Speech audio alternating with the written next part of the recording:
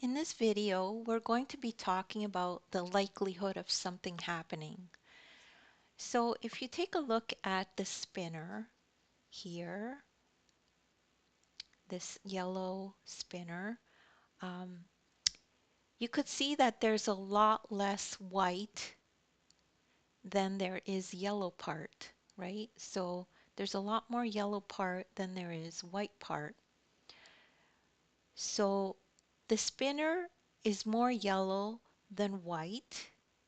There's not very much white, which means when the spinner finally lands, when it's spinning, it'll be less likely to land on the white. So it'll be less likely to land on the white because there's so much yellow. It'll probably land on the yellow part.